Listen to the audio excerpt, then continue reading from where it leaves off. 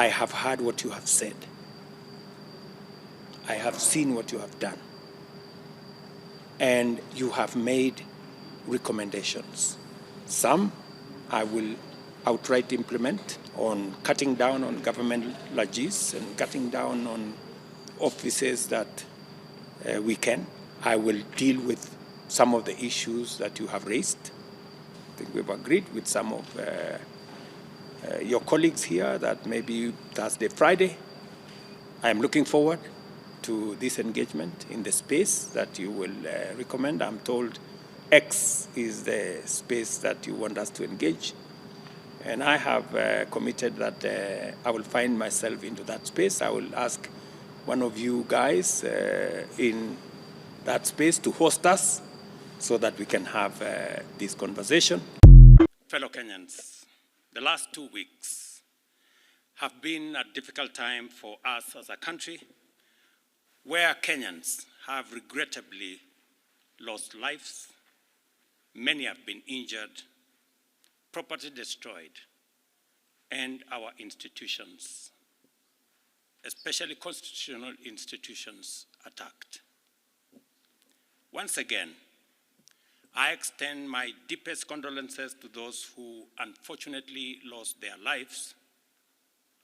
One life, as we all know, lost is a life too many.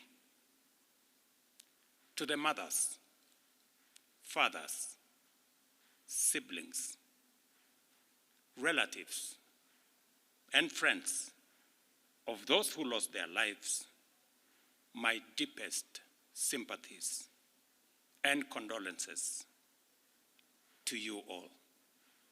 Equally, to the many others who are injured and recuperating, I wish them quick recovery. The government of Kenya will support all those who've lost their lives and those who've been injured. Gen Z, a short form of Generation Z, have changed the shape and form of protests in East African nation Kenya. For more than 3 decades, veteran politician Raila Odinga, who has spent a better part of his political career in the opposition, led the protests and was often the point man during processions attended by thousands of people. Odinga, who has called out President William Ruto's administration over alleged mismanagement, is now eyeing the African Union Commission chairmanship and has taken a backseat in the protests held last week and this week. Odinga's bid to succeed Chad's Musa Faki Mahamat will be sponsored by Kenya. Faki's term as the chairperson of AU Commission ends in February 2025. The Kenyan government has said it will submit Odinga's candidature by Sunday, June 30th. Currently, the other candidates are from Somalia, Djibouti, and Seychelles. But as Odinga traverses Africa on a campaign mission, a disgruntled population, largely the Kenyan youth, are doing what he did in championing the citizens' rights. The young people have rallied one another on social media platforms, Twitter and TikTok, in efforts to defeat a finance bill that seeks to introduce taxes on imported sanitary towels and also make mobile phones more expensive. This group of protesters convene in droves, live stream their processions on TikTok. They have no specific point man. They unite on social media to call out the police over arbitrary arrests and carry no harmful objects during the demos. Actually, the Archbishop of the Anglican Church of Kenya, Jackson Ole Sapit, says this group of people is not divided along factors that traditionally caused a rift among Kenyans. He spoke in central Kenya at a church function attended by President Ruto on Sunday, June 23rd. The Gen Zs have no tribe, no religion, no class, but they are our children. They are not enemies of the nation.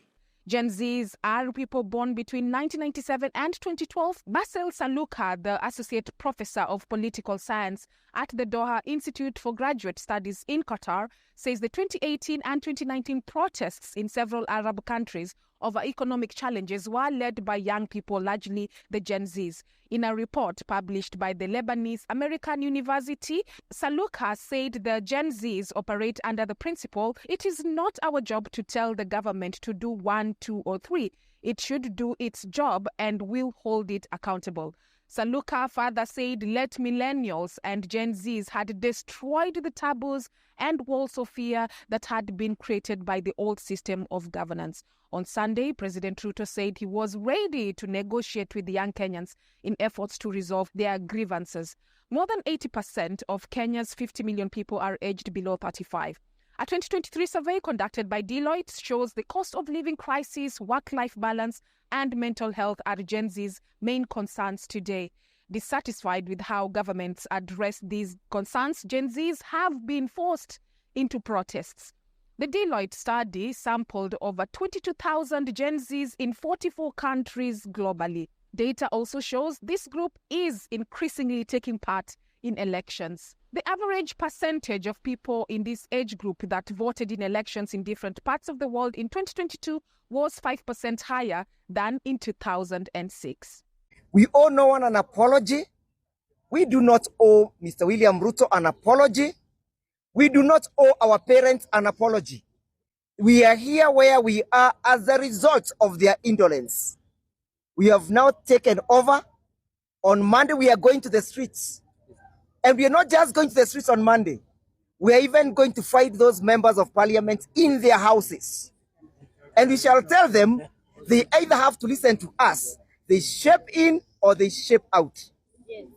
There is no time to waste. We cannot waste any single day when our future is being ruined. We cannot waste a single day when we are not assured of a meal in a day. We cannot waste any single moment when our children are not able to go to school. We cannot lead and usher in the kind of experiences our parents have brought us with. We must promise our children a better future than what we were given by our parents.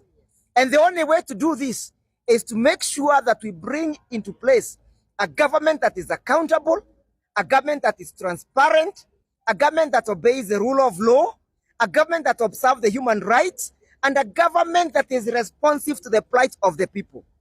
We are telling this government, we are going to put into test Article 1 of the Constitution. Power belongs to the people. Power belongs to the people. Power belongs to the people. And they shall exercise that power directly. They came to Parliament. They asked us to give them our views. We sent them memorandums. We appeared in the public participations, but they have given us a dead ear. If you do not listen to us, what do you expect us to do? We have attempted to ask you to listen to us. You have given us a bad check. A check that is written that there is no sufficient funds in that bunge. So how a bunge wajitayarishe? We shall not only occupy Parliament, we shall even occupy the constituency offices. Kwa hivyo watu siku ya Jumatatu, na nyinyi wazazi wetu tunawaomba, kuna kijana yenu mmoja ameuawa na askari. Hata nyinyi lazima muingie katika hii maandamano. We are requesting that you have a go-slow as we mourn this hero, as we mourn this Democrat. We expect that those people who are working in the offices, our parents, will have a go-slow, whether you're working in the public sector or you're working in the private sector. We do not have any kind word for Zakayo. Tunasema Ruto must fall.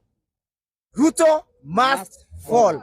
And he's not falling because of anything else, because he's not a president that this country can wait or deserve to have any single moment. Thank you.